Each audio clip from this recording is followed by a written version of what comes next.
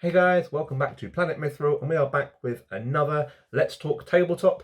And today we are doing a quick little dive into the last two members of the Fellowship we have yet to talk about, the wonderful and always funny dynamic duo of Merry and Pippin.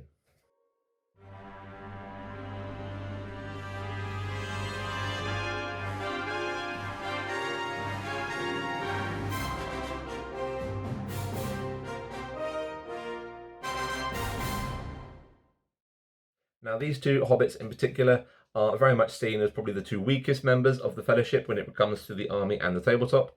They can be used in the Fellowship army list to obviously gain their army bonus there. They are 10-point minor heroes, and as you can imagine, a 10-point hero to be, they don't have a great deal to talk about, but we are going to go in, of course, to their variants for Rohan and Gondor, as well as their scouring of the Shire when we get round to that and finishing off their profile. But to start off with, as always, as with all hobbits, they are move 4, they are fight value 3, so as with their usual hobbit counterparts, they're going toe to toe with wargs and normal kind of warriors that aren't fight value 4 plus. Strength 2, defense 3 with 1 attack and 1 wound, and courage 4, so they're not as brave as their Frodo and Sam counterparts, mainly because they're always in search of food, salted pork, and anything that comes in tankard form. This, my friend, is a pint. It comes in pints. Either that or they're just dancing around on tables singing their merry little Shire songs. They also have 0 might, 0 will, and only 1 fate. So this is what I'm saying when they are looked at very much as probably the weakest points of the Fellowship and the targets that people tend to gun for a bit more than usual. And the targets that people tend to gun for when it comes to dealing with the Fellowship army list. Because 2 wounds on a defense 3 hobbit is not hard to do. A strength 3 warrior can do a wound on a 4+, with a 50-50 chance of wounding it, and they've got 1 fate point, which they have to roll and succeed. They've got no might points to influence that. So they tend to drop fairly quickly and rely very much on the rest of the Fellowship to kind of keep them alive. And they like to tap into other fights, and just provide that extra 1 dice of attack, helping out a Gimli or a Boromir against something a little bit too overwhelming for just them on their own. So they're a good bolster to help other Fellowship members, but they're not a lot to write home about in this incarnation in the list themselves.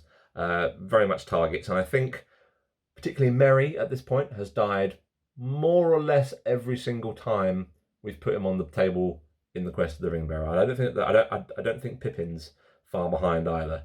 So that should give you an idea of how resilient they tend to not be. But they are armed only with daggers, and they have access to elven cloaks, as do most of the Fellowship.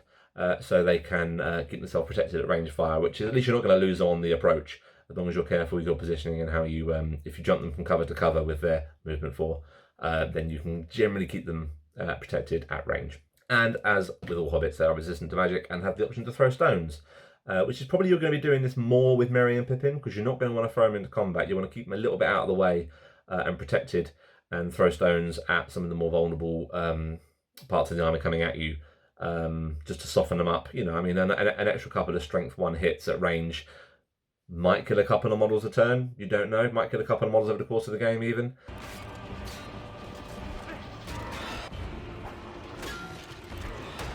When it comes to playing the Fellowship, every wound you can deal to the army, every model you can remove of the army makes the Fellowship's life a lot easier, because there are only 9 models, 11 if you take Bill the Pony and Smeagol. So there's anything you can utilize to your advantage and thin the herds a little bit is going to be super helpful. They do have a special rule between them. It's the same rule shared across both profiles. For the Shire, when they're within 3 inches of an allied Boromir of Gondor, they can spend his might points as if they are their own. Now, this is really cool and does give them a little bit more survivability in regard to that fate point. So if you roll a 3 for within 3 of Boromir, you can bump out one of his might points. But I feel like you have to be really careful with this, because while tactically sound and might get you out of a pinch, you don't want to rely on this as a general rule that you want to use every turn, because the last thing you want to find is that you've drained Boromir of more might than you really should have done at any point, and particularly Boromir of Gondor, and it specifies Boromir of Gondor, so it can't be Boromir of the White Tower with the extra fate points. If Boromir doesn't have enough might to keep himself going and keep the momentum up in the combat, you can generally find that Boromir of Gondor tends to unravel pretty quickly as well. So the last thing you want to do is drain too many might points off of him with Merry and Pippin. It's probably one of those cold case rules where just to keep them alive or just to force a hit through on something fairly crucial. You're not going to be using it every turn on Merry and Pippin, because then you're trading good might points for bad stats effectively. You're trading good might points off a good hero onto a strength 2 hero, which is going to need 6s to wound the majority of things. And then you're leaving one of your big hitty linchpin heroes in the lurch without the resources to keep himself going. Because without their fate points, again, Boromir tends to drop, at least in my experience. But yeah, so I think that's where the tactical play with these hobbits comes in. That they've got the ability to hit something, they've got the ability to keep themselves alive. It's recognising when to cut your losses and not to overinvest in something that's probably going to happen anyway.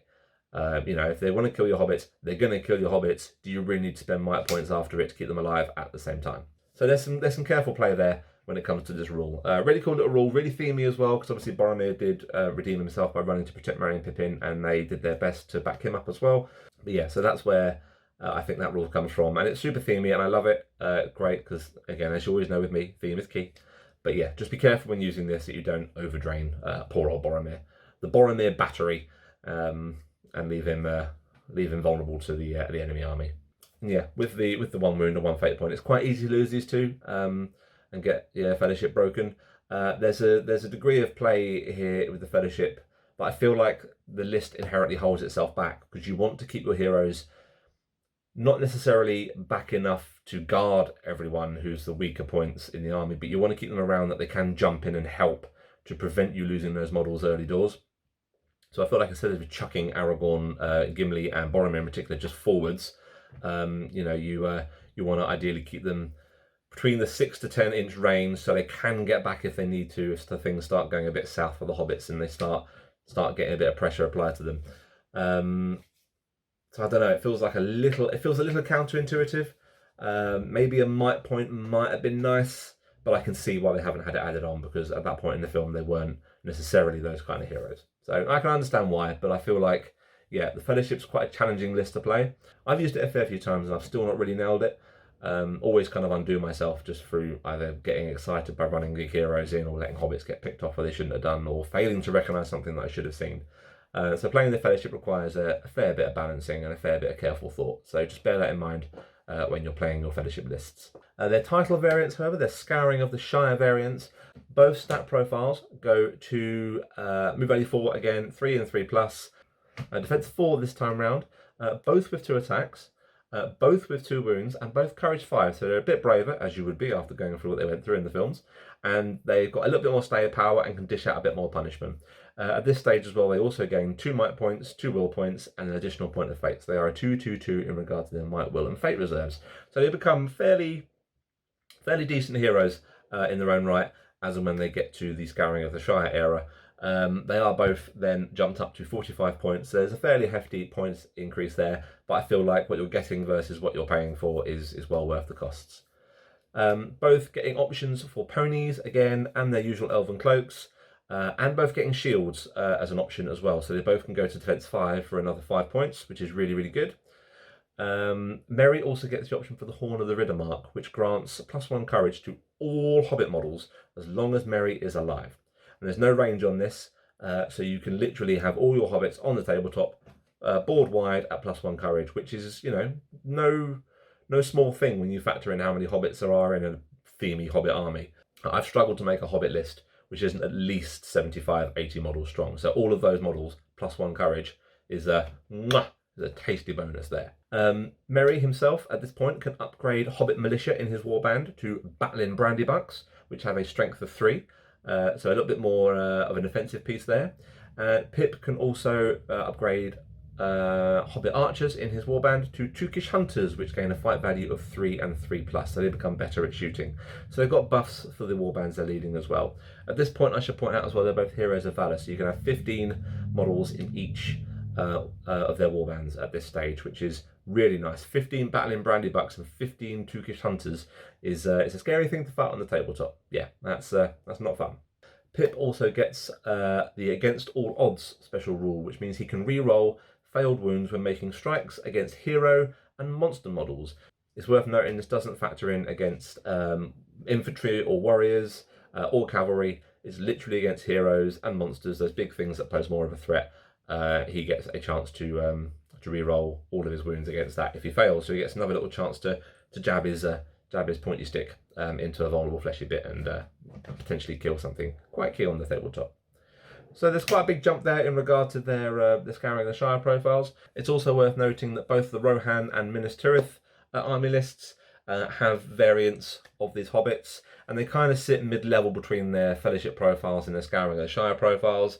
They both get a little bit of extra might, will, and another point of fate, sitting at 1-1-2. Defense 4, they keep their same attacks, their same wounds. Merry gets heroic strike and Pippin gets heroic defense.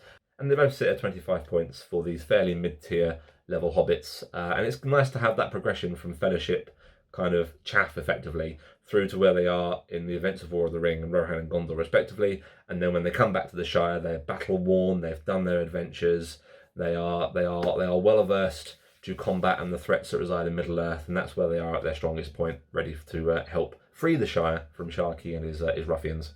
So it's quite nice to have that progression through their stat line as it's progression through the film, effectively, which is really nice to see. In this form, they are also independent heroes, so that's something to factor in as well when you're building your armies around these two. But with that, that's our Fellowship of the Ring series on Let's Talk Tabletop pretty much done now. We'll probably touch on Bill the Pony and Gollum at some point, but we're in no immediate rush to do those and release those episodes. We're going to be moving on to some other models in Middle-earth. We'll probably start touching on some of the evil stuff, maybe some Ringwraith, Sauron, possibly some of the Isengard stuff, and start touching on some of that. The idea is to have deep dives for all the heroes and models eventually when we get around to filming all those, of course. So as always, guys, I really hope you enjoyed today's video. Again, I appreciate the Hobbit models and the Hobbit profiles aren't a great deal to talk about. There's only so much you can talk about tactically with them compared to some of the bigger heroes, the Aragorns, the Legolassi, plural, the Gimlis and whatnot of Middle-earth. But it's nice to have these here and just talk through what they can do and what they can't do, and where their limitations land in regard to building and playing your games. But yes, I hope you enjoyed today's video. As always, please like and subscribe. It really helps push the content out and push our videos out to more avid hobbyists out there.